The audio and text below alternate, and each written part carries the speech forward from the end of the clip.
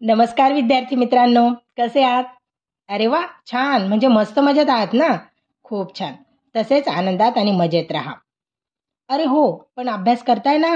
करायलाच पाहिजे. कारण आपल्याला आपले भविष्य आदर्श व सुंदर करायचे आहे. त्यासाठी अभ्यास करणं खूप खूप गरजेचे आहे. असो, आता आपली 10वीची परीक्षा जवळ येत आहे. हो, पण तुम्ही घाबरण्याचे कारण नाही. कारण आपला 70% अभ्यास शाळेत झाला आहे. आणि 10% अभ्यास आपल्या प्रिलियममध्ये म्हणजे सराव परीक्षेमध्ये होणार आहेच. 20% अभ्यास आता आपण करायचा आहे. विद्यार्थी मित्रांनो, 10वीचा पेपर म्हटला म्हणजे घरादारापासून सगळ्यांना आपली काळजी असते. पण आपण सर्व खूप हुशार आहात, हो ना? अगदी बरोबर. चला, आता आपल्याला मराठी विषयात 75 ते 80% गुण कसे मिळवायचे ते आपण पाहूया. विद्यार्थी मित्रांनो, अगोदर आपण आपल्या पेपरची गुण विभागणी पाहूया. गद्य विभाग 18 गुण, पद्य विभाग 16 गुण, स्थूल वाचन 6 गुण, भाषा अभ्यास 16 गुण, उपयोजित लेखन 24 गुण आणि अंतर्गत मूल्यमापन 20 गुण. असा आपला 10वीचा 100 मार्कांचा पेपर असतो. पाठ्यपुस्तकातील पाठांवर 40 गुण, व्याकरण उपयोजित लेखन मिळून 40 गुण, असा आपला 80 गुणांचा लेखी पेपर असतो. मित्रांनो, पाठ्यपुस्तकातील पाठ आपण घरी मोठ्याने म्हणजे आपल्याला ऐकायला येईल एवढ्या मोठ्या आवाजात वाचायचा आहे. एक पाठ कमीत कमी 5-6 वेळा वाचून झाला पाहिजे. म्हणजे आपल्याला उतारा दिलेला असतो, त्या उतारावरील कृती झटपट सोडवता आल्या पाहिजेत. आणि त्यामुळे काय होतं, आपला वेळही वाचतो आणि म्हणून हा पाठ आपण 5-6 वेळा वाचलाच पाहिजे.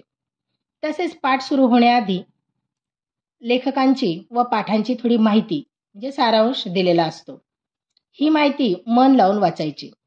लेखक व पाठाचे नाव पाठच करून टाकायचे. जेव्हा आपण स्वतः स्वमत लिहितो तेव्हा सुरुवातीला हा भाग त्यात लिहायचा असतो. नंतर उत्तरात काय दिले आहे याचा विचार करून छान असे स्वमत लिहायचे आहे. आणि हो, स्वमत लिहिताना आपले विचार चांगल्या पद्धतीने मांडायचे. म्हणजे नकारात्मक विचार न मांडता होकारात्मक पॉझिटिव्ह विचार मांडायचे. 18 ते 20 ओळीमध्ये आपले स्वमत लिहून काढायचे आहे. तसेच पेपरमध्ये काही आकृत्या दिलेल्या असतात. त्या आकृत्या जशा दिल्या आहेत ना, अगदी तशाच आपण पेनाने काढायच्या आहेत. त्यासाठी आपण जॉमेट्री शेप स्टेन्सिलचा वापर आपल्याला करायचा आहे आणि पट्टीचा सुद्धा आपण वापर करू शकतो. अपठित उतारा हा 2-3 वेळा वाचा. त्यात काय दिले आहे ते नीट पहा आणि नंतर कृती सोडवा. कसं आहे, अपठित उतारा हा आपण वाचलेला नसतो, त्यामुळे त्या उतार्यावरील प्रश्न कृती सोडवताना आपल्याला तो 2-3 वेळा वाचल्यानंतर त्याची उत्तरं छानपैकी लिहिता येतात. आता आपण गद्य विभागाकडे वळूया. यामध्ये आपल्याला एक कविता कृतीपत्रिकेत दिलेली असते. त्यावरून आपल्याला 8 गुणांच्या कृती सोडवायच्या असतात. त्यात कवितेमधील शब्दांचे अर्थ 2 मार्कांसाठी लिहायचे असतात आणि यासाठी आपण प्रत्येक कवितेच्या शब्दार्थ पाठ करून ठेवायचे आहेत. तसेच कवितेचे नाव व कवी आणि कवयित्री यांची नावे पाठ करायची आहेत. त्यानंतरचा प्रश्न असतो काव्य सौंदर्यावर. यातील उपविभाग विचार सौंदर्य, भाव सौंदर्य, अर्थ सौंदर्य इत्यादी यानुसार आपल्याला उत्तर लिहायचे आहे. यामध्ये आपण कविता खूप सुंदर लिहिलेली आहे, मनाला भिडणारी आहे, शब्दरचना छान केलेली आहे अशी वाक्य टाकू शकतो. कविता कोणत्या छंदात आहे, किती अक्षरांमध्ये आहे हे जर तुम्हाला माहिती असेल तर हे सुद्धा तुम्ही लिहू शकता. तुम्हाला कविता का आवडली याचे योग्य उत्तर लिहा. यासाठी तुम्ही कविता 7 ते 8 वेळा वाचायला हवी. कारण जर आपण कविता 7-8 वेळा वाचली तरच आपल्याला ती का आवडते किंवा का आवडली नाही हे आपण लिहू शकतो. आणि यासाठी आपल्याला सारांश वाचणं फार महत्वाचं आहे. कवितेचा विषय आपल्याला त्यामुळे कळतो. कवितेचा परिचय वाचला पाहिजे, तो समजून घ्यायला हवा. कारण हे सगळं जर आपण व्यवस्थित वाचून ठेवलेलं असेल तर आपल्याला कवितेवरील जे प्रश्न असतात ते अतिशय योग्य रीतीने सोडवता येतात, लिहिता येतात. त्यानंतर तिसरा विभाग आहे स्थूल वाचन. या घटकावर असतो. या विभागाला 6 गुण दिलेले असतात. यात टिपा लिहा आणि स्वमत किंवा अभिव्यक्तीवर कृती दिलेल्या असतात. यामध्ये पाठावरील जो स्वाध्याय दिलेला असतो त्याचा चांगला अभ्यास करावा. यावरच सहसा कृती विचारल्या जातात. म्हणून स्वाध्यायाचा चांगला अभ्यास करावा. चौथा विभाग येतो भाषा अभ्यास. याला 16 गुण असतात.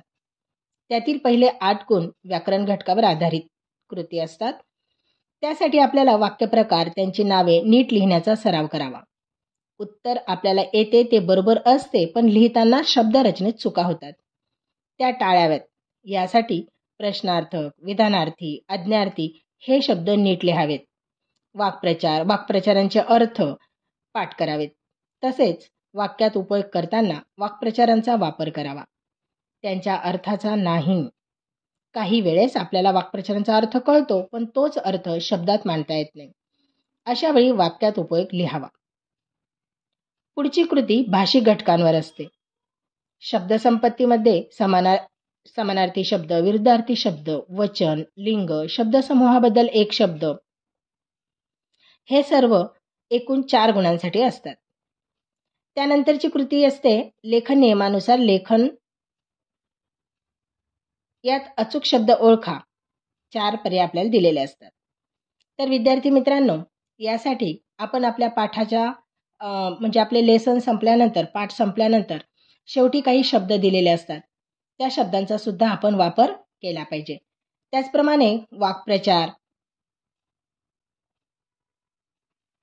म्हणी वगैरे जे काय असतील ते आपल्या पाठामधीलच असतात. म्हणून वाक्प्रचारांचाही चांगला अभ्यास करायचा. थोडक्यात काय की जर आपण पाठ व्यवस्थित रीतीने वाचला, तो समजून घेतला, तर आपल्याला संपूर्ण पेपर खूप व्यवस्थित रीतीने लिहिता येतो. पुढची कृती लेखन नियमानुसार लेखन म्हणजे तेच अचूक शब्द ओळखा. आणि त्याचे पर्याय आपल्याला दिलेले असतात. त्या पर्यायामधून आपल्याला एक पर्याय निवडायचा असतो.